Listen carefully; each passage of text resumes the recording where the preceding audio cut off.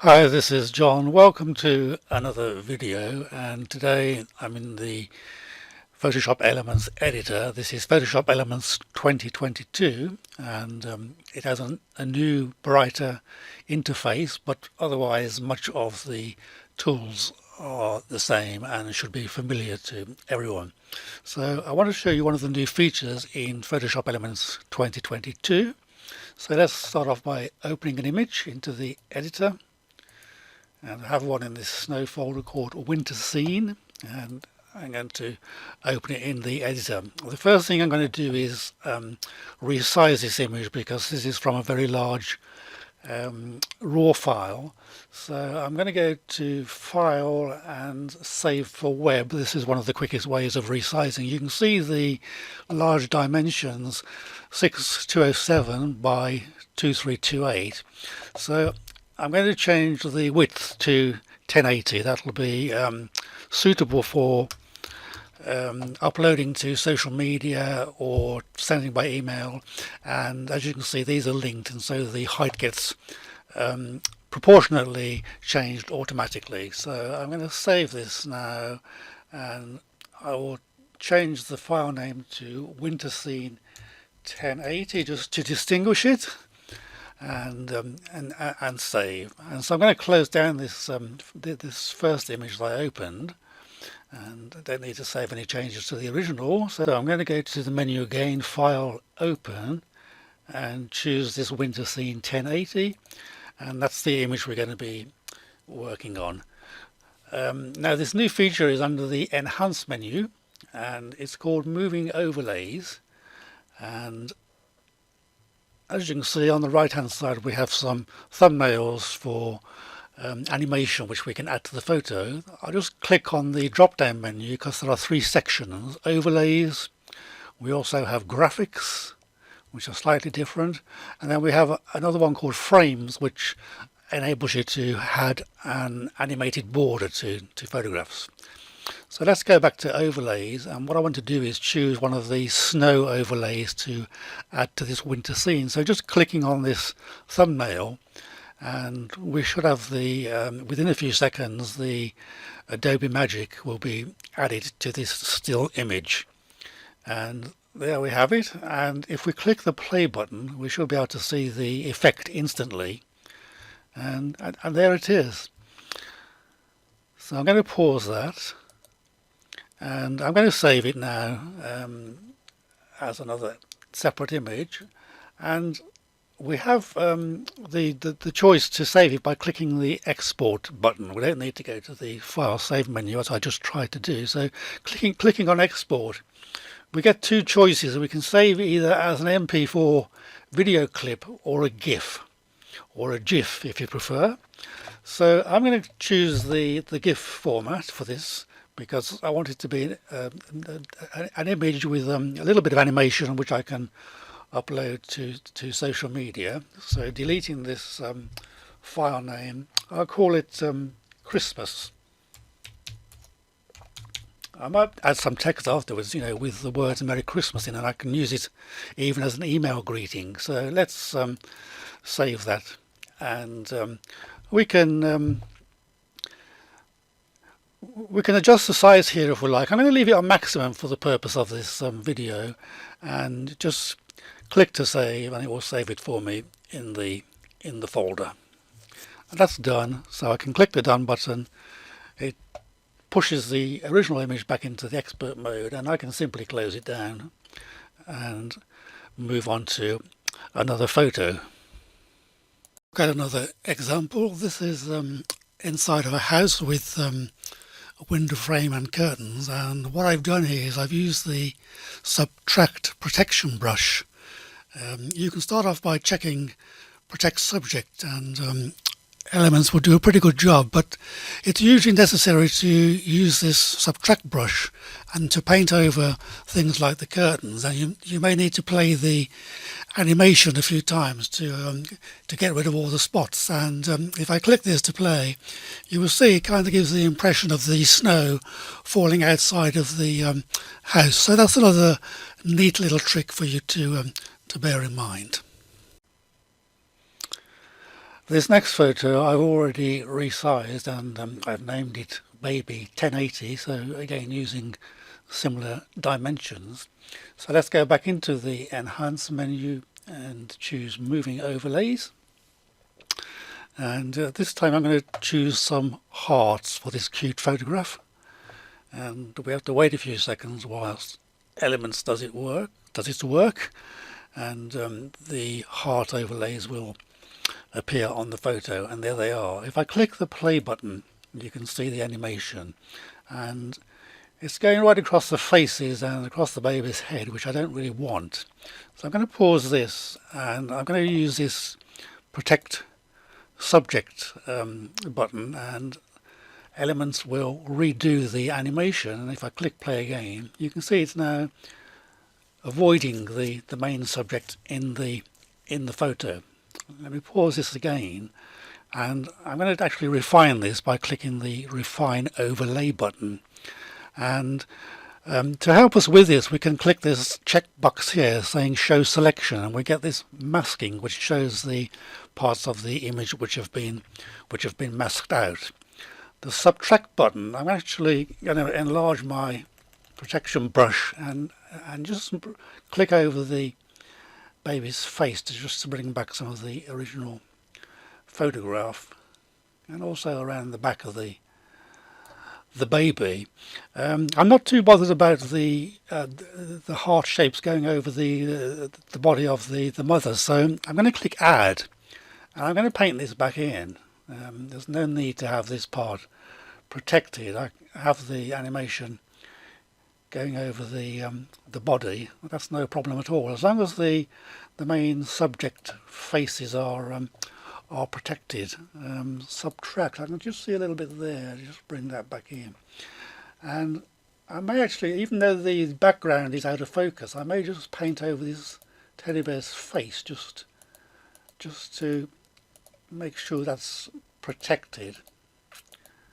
And there we have it. I think you get the idea of what we can do. So if I click the play button now, you can see that we've got a much better animation, and the main subjects are protected. So I'm going to pause again, and I'm going to add one more element to this photo. So I'm going to go up to this drop-down menu and choose Graphics, and I'm going to add this extra heart. It's like a pulsating heart, and it comes in within its own bounding box, and you can move it around to wherever you want it in the photo. I'm going to sort of drag it over towards this pillow here on the right hand side. You can actually resize it by dragging the corner handles and making it larger or smaller.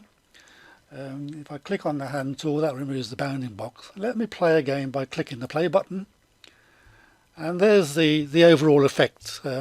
So I'm happy with that, and so I'm going to resave the photograph.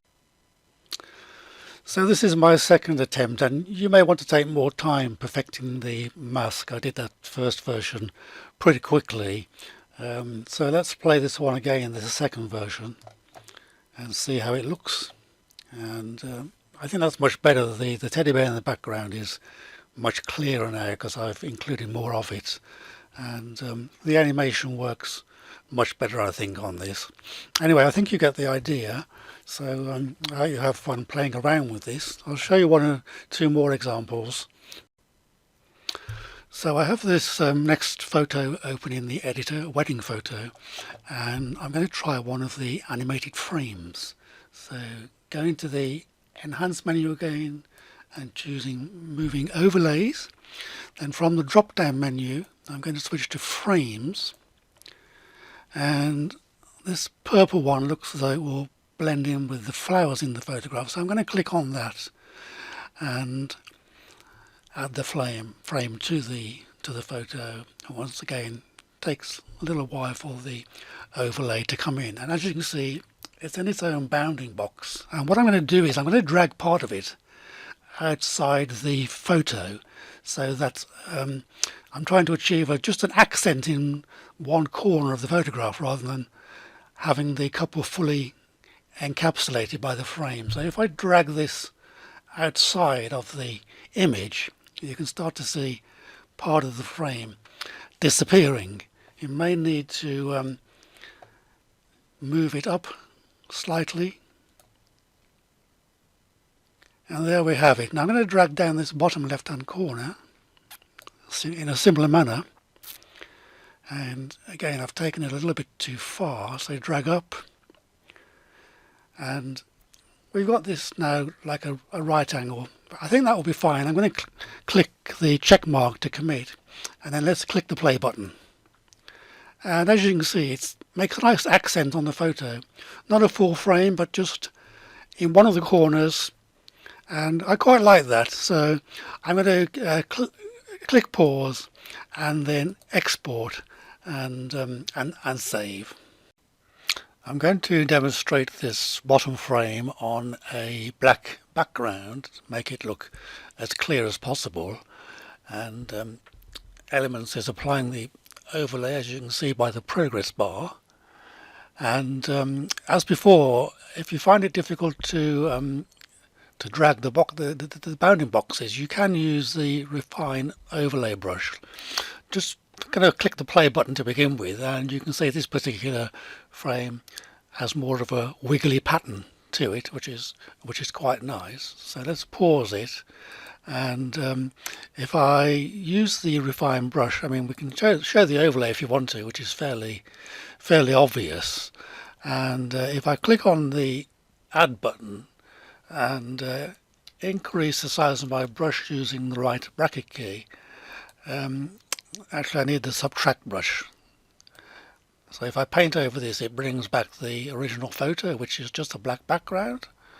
And I can just then have this as part of the an accent in the top corner. So let's play that, and there we have it. There's a little bit left down there which I must have missed. So let's pause that and go back into the subtract brush, and there we have it. So that's how to use the refine brush rather than dragging the bounding box. One quick tip is that if you ever want to go back and undo something, in the top right hand corner you have this undo button. So clicking on the undo button will throw you back to the beginning. Wondering why I've been downsizing images to optimize them for either social media or emailing. And I'm going to open this GIF into expert mode, and you can see it's taking quite a while with the progress bar. I've actually speeded this up for the purpose of the demo. It's taking quite a long time to open, and you can see when it finally opens that there will be a mass of layers which have been created automatically by Elements for the purpose of creating the frames for GIF or video. And this is really to illustrate the need to keep the image sizes down for optimum performance. And there we go, you can see all the layers now coming in on this one image that I've created. And this is really a tip. So if you have a powerful computer, you may not need to worry about the resizing, but I would suggest it's always useful to think of the final output and the final usage, unless you have a really big surplus of memory, that's RAM, or some large scratch disks available for the processing. I'm going to just flick now finally through a few more examples for you to see. And as you can see, I've used the falling leaves in this suitable photo. Next one, I've used the standard frame. If you go to the graphics tab in Elements, you'll find dozens of ordinary frames, and so I put the border around the image and then added the pulsating heart. Again, this one, usage of the leaves, not really ideal for this particular photograph, but it's just another example. This one I've added some butterflies and also highlighted the waterfall with the frame. Maybe a bit kitsch, but you know, some people may like it. And this one I've added the flame to the campfire just to provide a little bit of animation. And finally, this one, I've just added an animated frame for this action photo. And this one has some sparkle, as it's a Christmas family photo. So I hope these examples have given you some inspiration, and hope you'll have fun using moving overlays. Thanks for watching, and see you next time.